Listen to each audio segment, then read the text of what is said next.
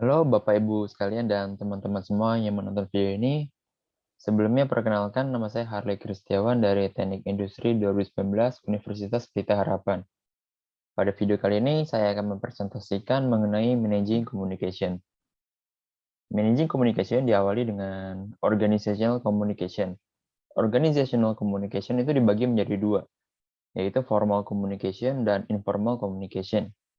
Formal Communication itu mengacu pada komunikasi yang terjadi dalam pengaturan kerja organisasi yang ditentukan. Sedangkan informal communication adalah komunikasi organisasi yang tidak ditentukan oleh hierarki strukturan organisasi.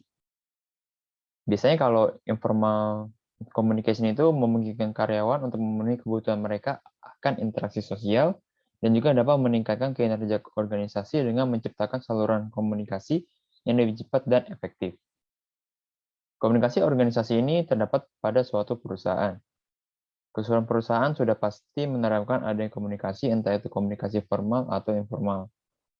Saya ambil contoh dari suatu bank ternama di Asia, yaitu Bank BCA.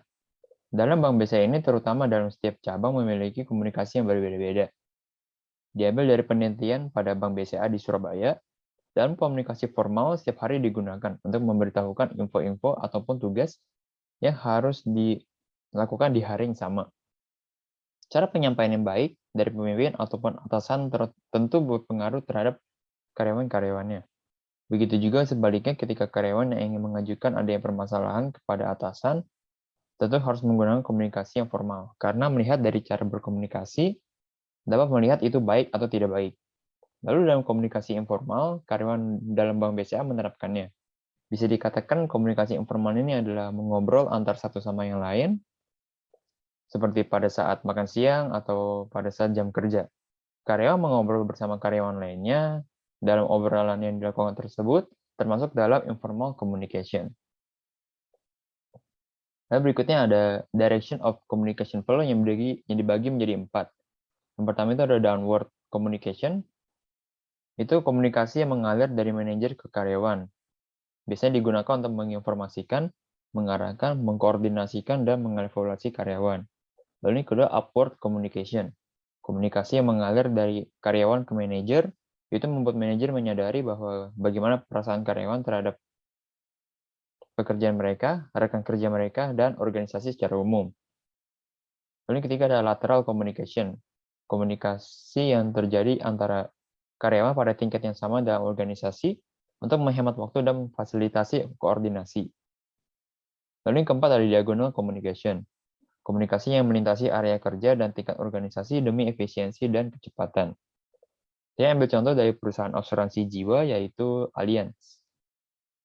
Allianz dalam berkomunikasi kepada seluruh karyawannya harus memberikan yang terbaik, dengan tujuan komunikasi interaktif antar karyawan tetap baik dan menghindari adanya miscommunication. Apalagi sekarang yang sering untuk menjalankan kerja secara daring atau WFH, work from home, yang mudah untuk terjadinya komunikasi yang kurang. Dalam communication flow ini, perusahaan Allianz menggunakan komunikasi downward, upward, dan juga lateral communication. Ketiga ini sudah pasti banyak sekali di penerapannya karena umum pada seluruh perusahaan.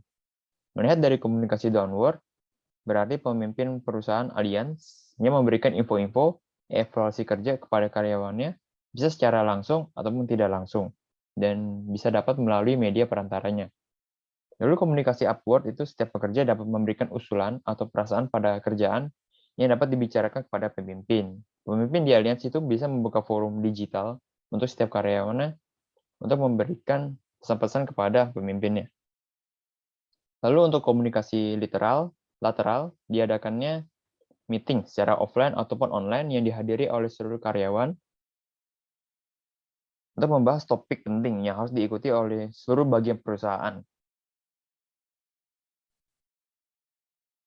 Lalu berikutnya ada types of communication networks yang dibagi menjadi 3. Yang pertama itu ada chain network, komunikasi mengalir menurut rantai komando formal, baik ke atas maupun ke bawah.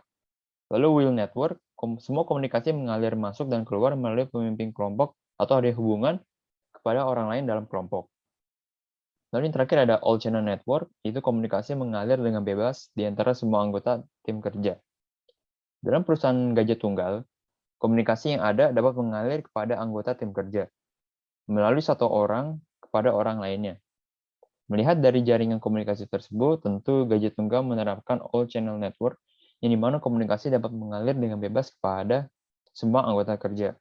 Dengan adanya jaringan komunikasi seperti itu, yaitu all channel network, tentu informasi ataupun koordinasi yang ada dengan seluruh divisi atau departemen pada Gaji Tunggal itu dapat memperoleh informasi yang lebih akurat karena semua orang dapat mendengarnya. Berikutnya ada benefits of information technology. Itu ada 4. Yang pertama itu ada peningkatan kemampuan untuk memantau kinerja individu dan tim.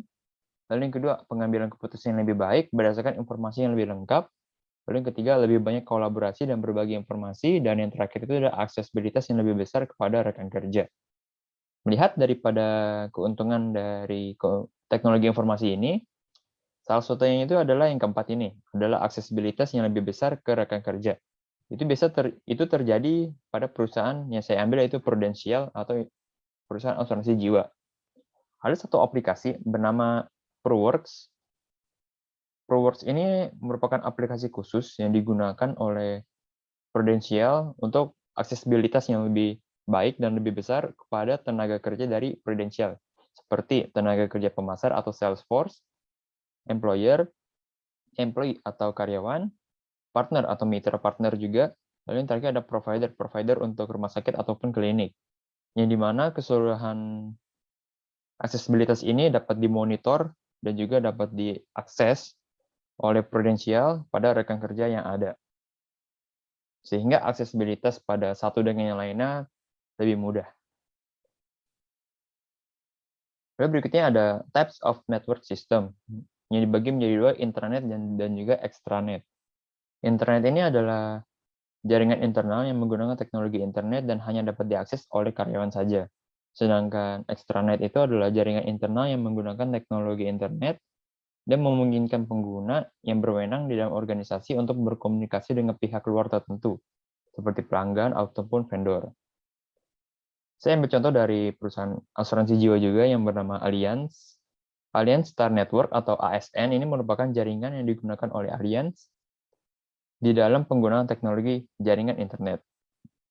Jaringan tersebut termasuk dalam kategori intranet, yang dimana jaringan internal yang dapat diakses oleh setiap karyawannya. Setiap karyawannya dari Allianz memiliki ID dan password sendiri untuk dapat menggunakannya untuk kepentingan perusahaan. Orang lain selain karyawannya tidak dapat menggunakannya karena hanya secara khusus diperuntukkan kepada karyawan dari Allianz saja. Ini merupakan referensi yang saya gunakan dalam pembuatan materi ini. Dan sebagai penutup, mohon maaf jika ada kesalahan kata. Saya ucapkan terima kasih.